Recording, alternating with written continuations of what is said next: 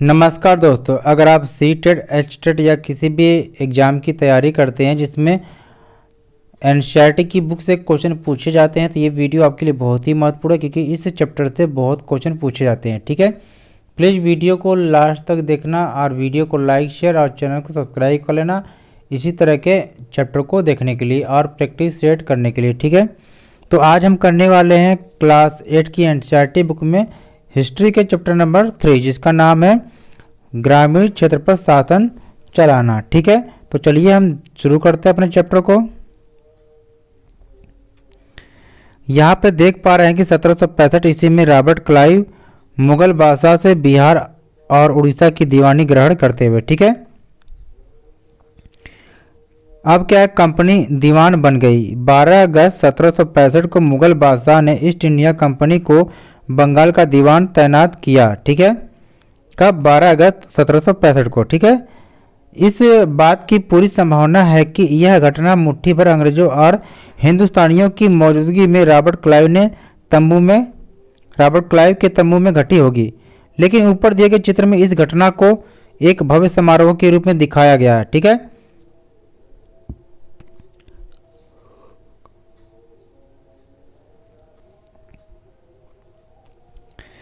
लेकिन ऊपर दिए गए चित्र में इस घटना को एक भव्य समारोह के रूप में दिखाया गया। यह चित्र उस चित्रकार ने बनाया है जिसे रॉबर्ट क्लाइव ने अपने जीवन की यादगार घटनाओं को चित्रित करने का जिम्मा सौंपा था। बंगाल की दीवानी हाथ आ जाना अंग्रेजों के लिए निश्चय ही एक बड़ी घटना थी। दीवान के तौर पर कंपनी अपने नियंत्रण वाले भूभाग के आर्थिक मामलों की मुख्य शासक बन गई थी। अब उसे अपनी जमीन का शासन चलाने और आमदनी को व्यवस्थित करने का रास्ता ढूंढना था। इसके लिए उसे एक ऐसा रास्ता ढूंढना था जिससे कंपनी के बढ़ते खर्चों को पूरा करने के लिए काफ़ी आमदनी जुटाई जा सके। व्यापारी कंपनी के नाते उसे यह ख्याल भी रखना था कि वह अपनी ज़रूरत की चीज़ें खरीदती बेचती रहे। ठीक है, समय के साथ कंपनी को यह भी समझ में आने लगा कि उसे सावधानी के साथ आगे बढ़ना होगा। बाहरी ताकत होने की वजह से उसे उन लोगों को भी शांत रखना था जो गांव देहात में पहले शासन चला चुके थे और जिनके पास अभी भी काफ़ी ताकत और सम्मान था। ऐसे जो लोग स्थानीय सत्ता में रह चुके थे उन्हें नियंत्रित करना तो जरूरी था, लेकिन उन्हें खत्म नहीं किया जा सकता था। यह काम कैसे हो? इस अध्याय में हम देखेंगे कि कंपनी ने ग्रामीण इलाकों को उपनिवेश कैसे बनाया, आय के संसाधन कैसे जुटाए, लोगों के अधिकार किस तरह तय किए और मनमाफिक फसलों की खेती कैसे कराई। ठीक है, इन सारी चीज़ों को हम इसमें पढ़ना है। ठीक है, चलिए आगे देखते हैं। कंपनी की आमदनी। ठीक है, कंपनी दीवान तो बन गई थी, लेकिन अभी भी खुद को एक व्यापारी ही मानती थी। कंपनी भारी भरकम लगान तो चाहती थी, लेकिन उसके आंकलन और वसूली की कोई नियमित व्यवस्था करने में हिचकिचा रही थी। उसकी कोशिश यही थी कि वह ज़्यादा से ज़्यादा राजस्व हासिल करे और कम से कम कीमत पर बढ़िया सूती और रेशमी कपड़ा खरीदे। इसी कारण 5 साल के भीतर बंगाल में कंपनी द्वारा खरीदी जाने वाली चीज़ों का कुल मूल्य दोगुना हो चुका था। 1765 से पहले कंपनी ब्रिटेन से सोने और चांदी का आयात करती थी और इन चीज़ों के बदले सामान खरीदती थी।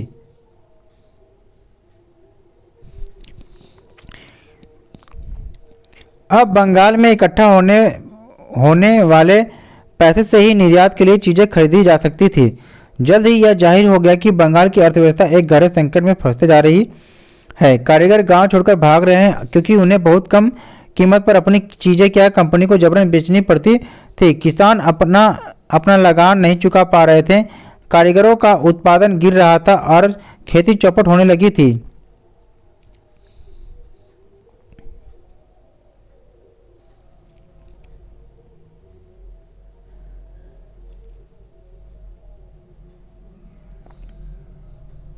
खेती चौपट होने की दिशा में बढ़ रही थी। ठीक है, 1770 में पड़े अकाल ने बंगाल में 1 करोड़ लोगों को मौत की न्यूज़ सुला दी। इस अकाल में लगभग 1/3 आबादी समाप्त हो गई।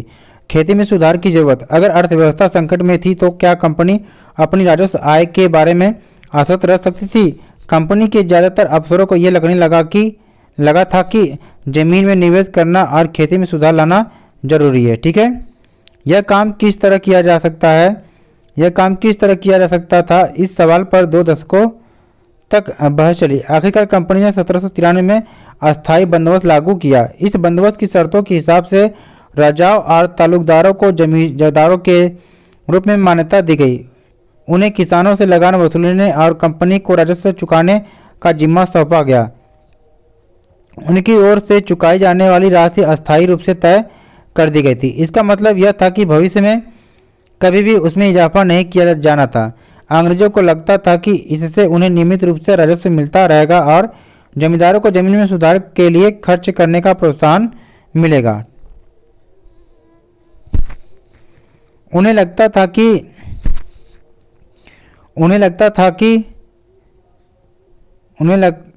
कि क्योंकि राज्य की ओर से राजस्व की मांग बढ़ने वाली नहीं थी, इसलिए जमींदार बढ़ते उत्पादन से फायदे में ही रहेंगे। समस्या क्या थी? मगर अस्थायी बंदोबस्त ने भी समस्या पैदा कर दी। कंपनी के अफसरों ने पाया कि अभी भी जमींदार जमीन में सुधार के लिए खर्चा नहीं कर रहे थे। असल में कंपनी ने जो राजस्व तय किया था वह इतना ज़्यादा था कि उसको चुकाने में जमींदारों को भारी परेशानी हो रही थी। जो जमींदार राजस्व चुकाने में विफल हो जाता था उसकी जमींदारी छीन जाती थी।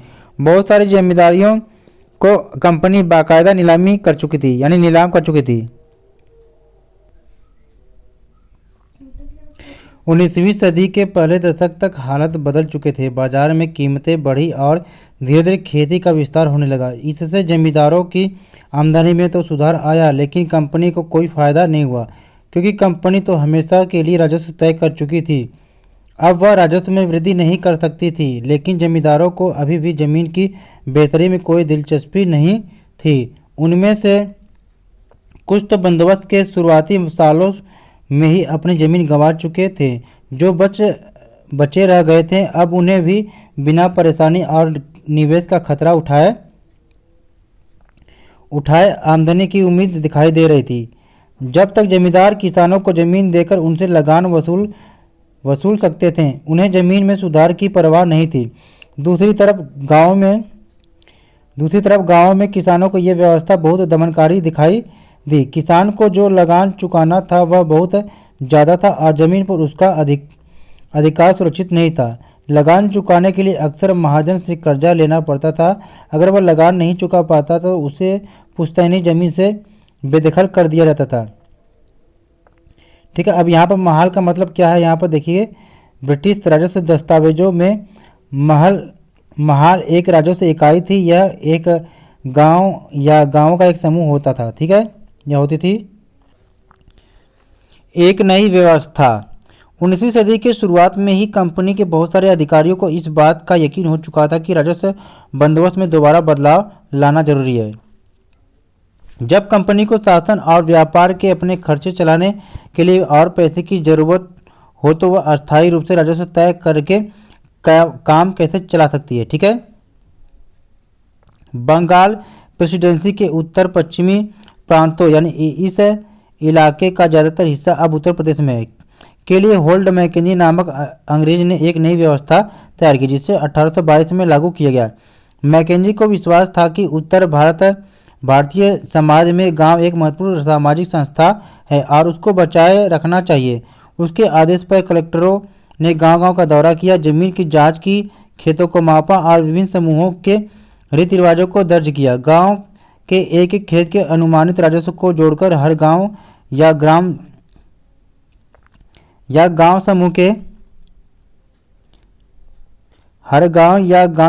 समूह जिसे महाल कहते हैं से वसूल होने वाले इस राजस्व का हिसाब लगाया जाता था।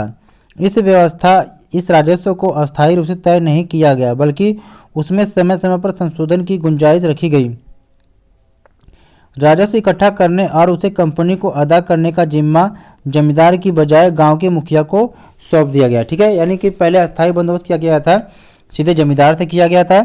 अब क्या है, गांव के मुखिया से किया गया। ठीक है, इस व्यवस्था को महलवाड़ी बंदोबस्त कहते हैं। क्या कहते हैं? महलवाड़ी बंदोबस्त में क्या होता था कि राजस्व कर का जो जिम्मेदारी ये गांव के मुखिया से सीधे किया गया था। ठीक है,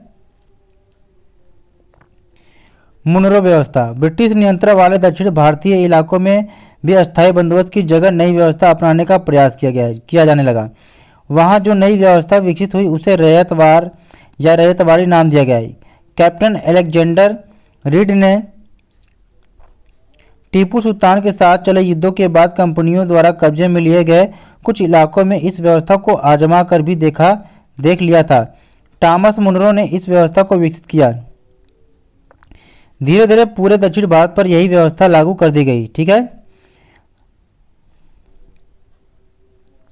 रीड और मुनरो को लगता था कि दक्षिण में परंपरागत जमींदार नहीं थे, इसलिए उनका तर्क यह था कि उन्हें सीधे किसानों यानी कि रैयतों से ही बंदोबस्त करना चाहिए जो पीढ़ियों से जमीन पर खेती करते आ रहे हैं। राजस्व आकलन से पहले उनके खेतों का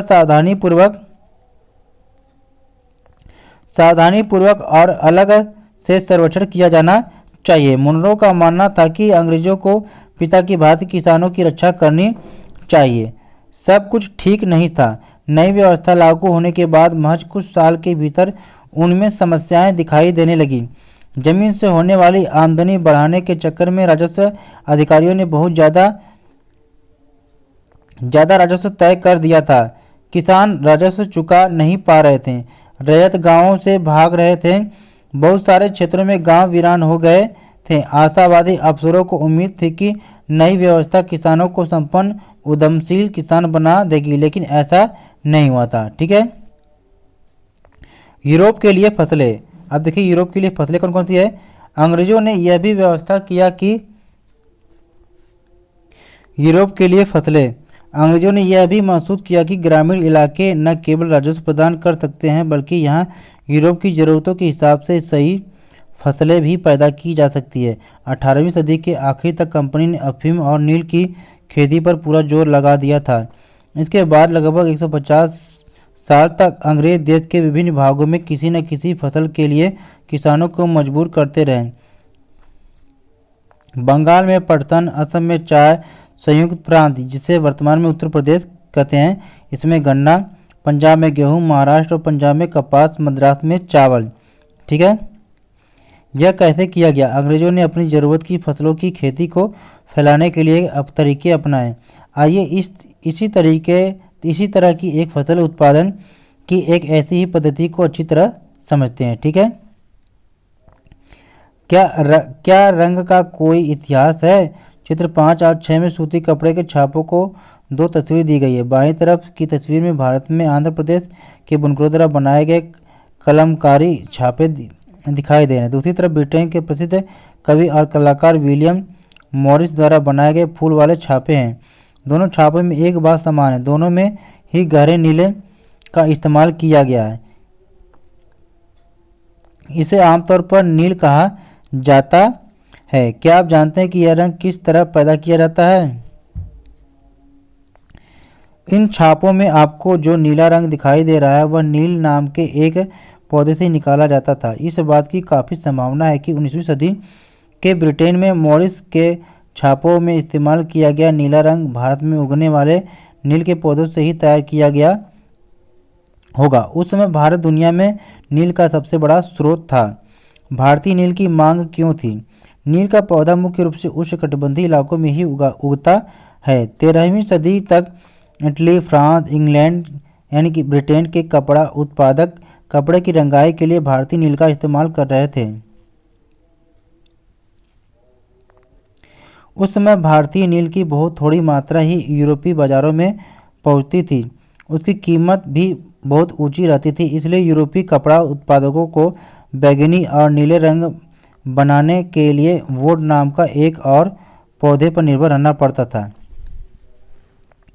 यानी यूरोप में भी एक ऐसा नील नाम का पौधा होता था नीले रंग का, जिस वुड नाम का पौधा था। ठीक है, लेकिन वुड पौधा जो शीतोष्ण क्षेत्र में उगता था इसलिए यूरोप में आसानी से मिल जाता था। उत्तरी इटली, दक्षिणी फ्रांस व जर्मनी और ब्रिटेन के कई हिस्सों में यह पौधा उगता था।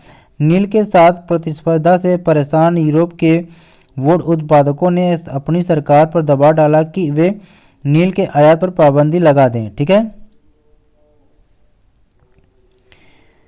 मगर कपड़े को रंगने वाले तो नील को ही पसंद करते थे। नील से बहुत चमकदार नीला रंग मिलता था, जबकि वुड से मिलने वाला रंग बेजान और फीका होता था। 17वीं सदी तक आते आते यूरोपीय कपड़ा उत्पादकों ने नील के आयात पर लगी पाबंदी में ढील देने के लिए अपनी सरकारों को राजी कर लिया। कैरिबियाई द्वीप समूह स्थित सेंट डोमिंगियो में फ्रांसीसी, ब्राज़ील में पुर्तगाली, जमैका में ब्रिटिश और वेनेजुएला में स्पेनिश लोग नील की खेती करने लगे। उत्तरी अमेरिका के भी बहुत सारे भागों में नील के बागान सामने आने लगे। बागान का मतलब क्या होता है? एक विशाल खेत जिस पर बागान मालिक बहुत सारे लोगों से जबरन काम करवाता था। कॉफ़ी, गन्ना, तंबाकू, चाय और कपास आदि के विषय में बागानों का जिक्र किया जाता है। 18वीं सदी के आखिर तक भारतीय नील की मांग और बढ़ गई। ब्रिटेन में औद्योगिकरण का युग शुरू हो चुका था और उसके कपास उत्पादन में भारी इजाफा हुआ। अब कपड़ों की रंगाई की मांग और तेज़ी से बढ़ने लगी। जब नील की मांग बढ़ी, उसी दौरान वेस्टइंडीज और अमेरिका से मिलने वाली आपूर्ति अनेक कारणों से बंद हो गई। 1783 से 1789 के बीच दुनिया का नील उत्पादन आधा रह गया। ब्रिटेन के रंगरेज अब नील की आपूर्ति के लिए बेचैनी से किसी और स्रोत की तलाश कर रहे थे। यह नील कहाँ से मिल सकता था?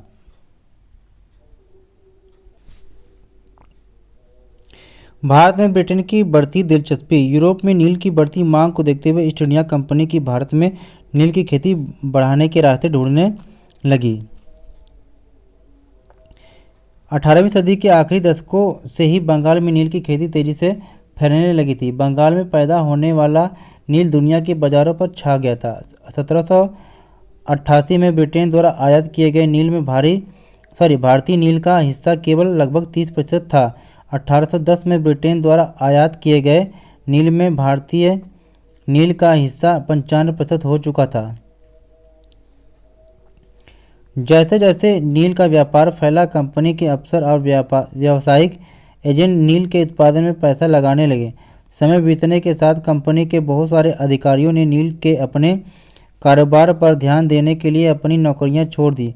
भारी मुनाफे की उम्मीद में स्कॉटलैंड और इंग्लैंड के बहुत सारे लोग भारत आए और उन्होंने नील के बागान लगा लिए। जिनके पास नील की पैदावार के लिए पैसा नहीं था, उन्हें कंपनी और नए बैंक कर्जा देने को तैयार रहते थे। ठीक है। नील की खेती कैसे होती थी? नील की खेती के दो मुख्य तरीके थे, निज और रैयती। निज खेती की व्यवस्था में बागान मालिक खुद अपनी ज़मीन में नील का उत्पादन करते थे। ठीक है, यानी निज का मतलब क्या होता था? खेती की व्यवस्था में बागान मालिक खुद अपनी ज़मीन में नील का उत्पादन करते थे। ठीक है, या तो वह ज़मीन खरीद लेते थे या दूसरे ज़मींदारों से ज़मीन भाड़े पर ले लेते थे और मजदूरों को काम पर लगाकर नील की खेती करवाते थे। ठीक है। दूसरा क्या था? निज था। निज खेती की समस्या। बागान मालिकों को निज खेती का क्षेत्र फैलाने में मुश्किल आ रही थी। नील की खेती केवल उपजाऊ जमीन पर ही की जा सकती थी। ऐसी ज़मीन पर आबादी पहले से ही बहुत ज़्यादा थी। वहाँ छोटे मोटे खेत ही उनके हाथ लग पाते थे। नील की खेती करने के लिए उन्हें बड़े बड़े भूखंडों की ज़रूरत थी। इस तरह की ज़मीन उन्हें कहाँ से मिल सकती थी? उन्होंने नील की फैक्ट्री के इर्द गिर्द पट्टे पर ज़मीन लेने के प्रयास किए और वहाँ के किसानों को हटवा दिया। इससे टकराव और तनाव पैदा हो जाता था। मजदूरों का इंतजाम करना भी आसान नहीं था। बड़े बागान के लिए बहुत सारे मजदूरों की ज़रूरत होती थी।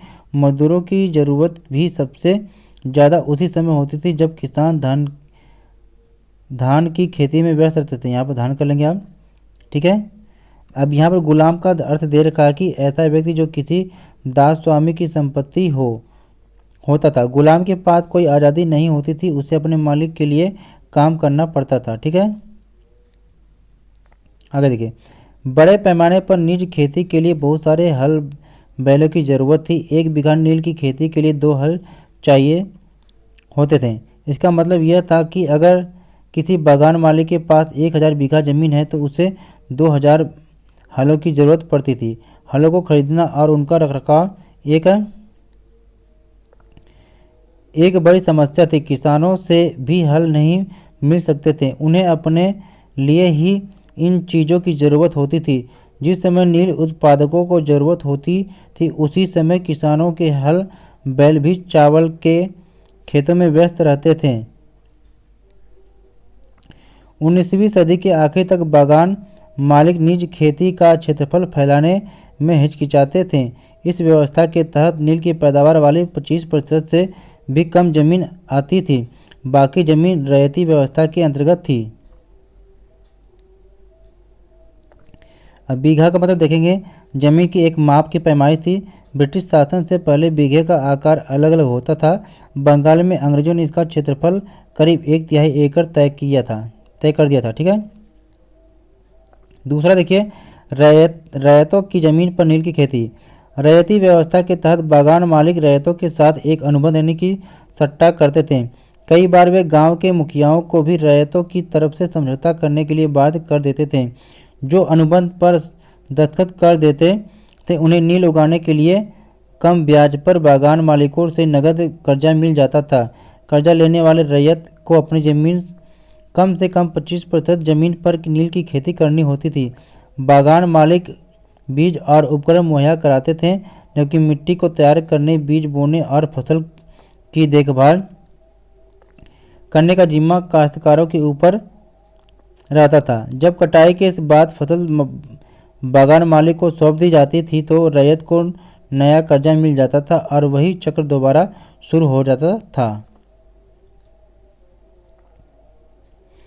अब यहाँ पर देख पा रहे होंगे कि नील का उत्पादन कैसे होता था, यानी कि बहुत सारे प्रक्रिया होती थी। ठीक है, यहाँ पर आप पढ़ेंगे जब तक तो आपको पता चल जाएगा। ठीक है, कि नील गांव आमतौर पर बागान मालिकों की फैक्ट्री के आसपास ही होते थे। कटाई के बाद नील के पौधों को कारखाने में स्थित वैट यानी वैट मतलब हौदा होता था में पहुंचा दिया जाता था। रंग बनाने के लिए 3 या 4 कुंडों की जरूरत पड़ती थी।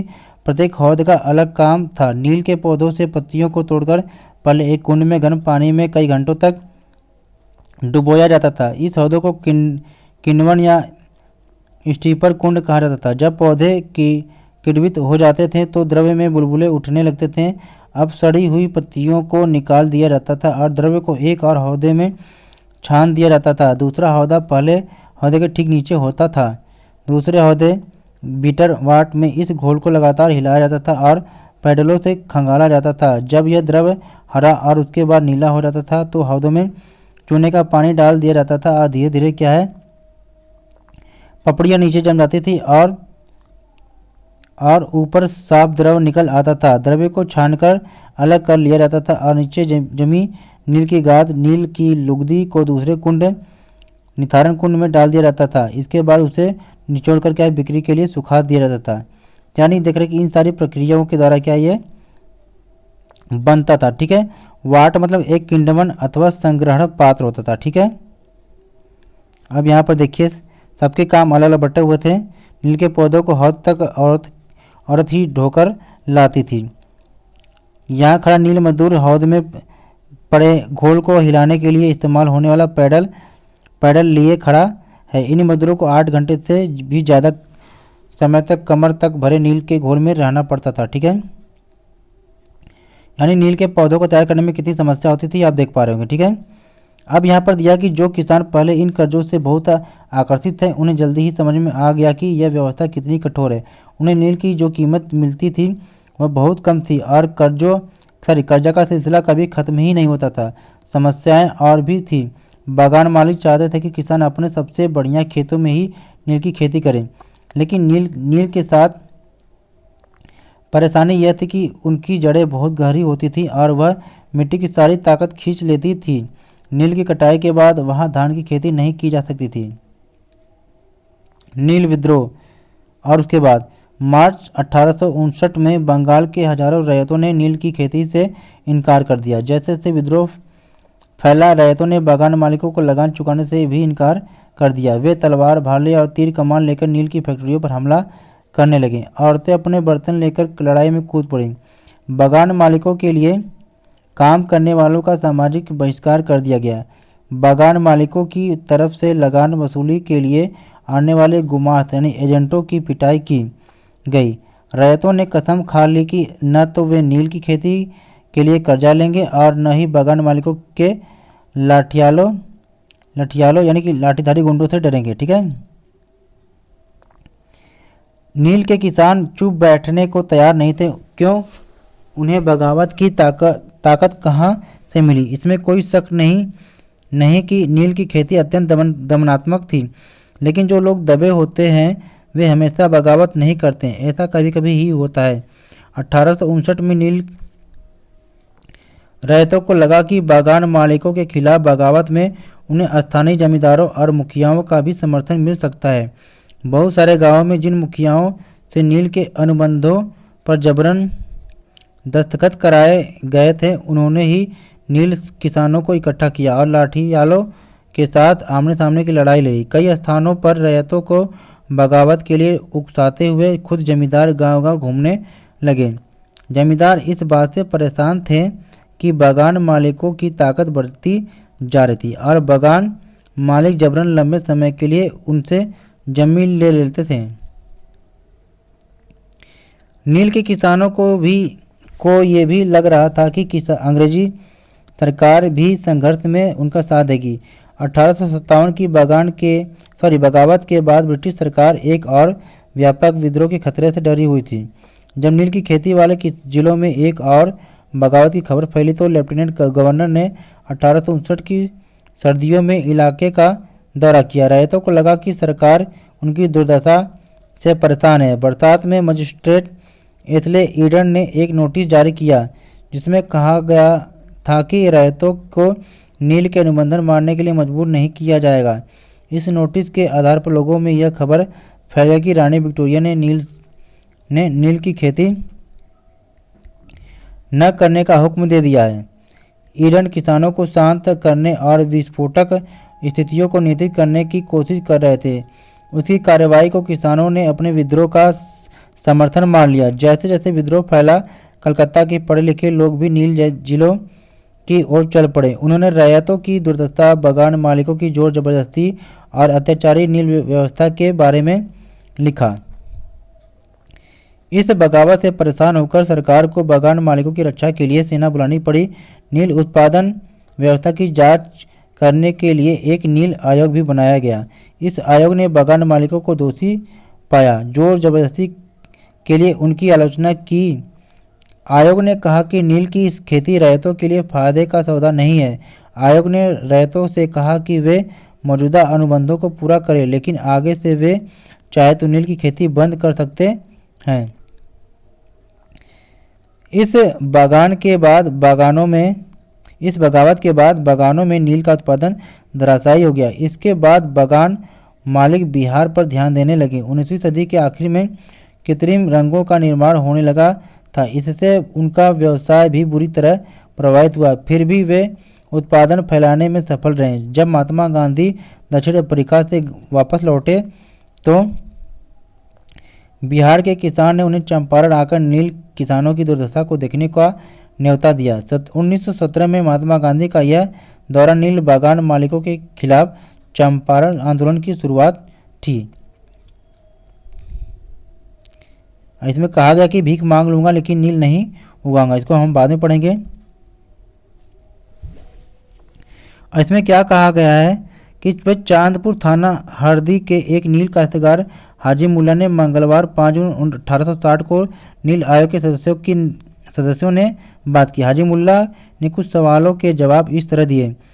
W.S. सीटन कार नील आयोग के अध्यक्ष, क्या अब तुम नील की खेती के लिए तैयार हो? अगर नहीं तो किस तरह की शर्तों पर खेती करना चाहोगे?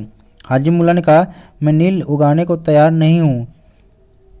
मुझे नहीं पता कि कोई भी नई शर्तें मुझे संतुष्ट कर सकती हैं। श्री साले, क्या तुम 1 रुपया प्रति बंडल की कीमत पर भी खेती नहीं करना चाहते? हाजी मुल्ला, नहीं, मैं नहीं करूँगा। नील उगाने की बजाय मैं कहीं और चला जाऊँगा, भीख मांग लूँगा, परंतु नील नहीं उगाऊँगा। ठीक है। भारत में नील की खेती जो है, भारत में नील के पौधों की कटाई अधिकांश पुरुष ही करते हैं। ठीक है। अब यहाँ पर देखेंगे, बता रहा है कि 1792 में फ्रांस ने अपने उपनिवेशों में दास प्रथा समाप्त कर दी। इन घटनाओं की वजह से कैरिबियाई द्वीपों में नील की खेती ठप हो गई। ठीक है, इसको आप पढ़ लेंगे आप।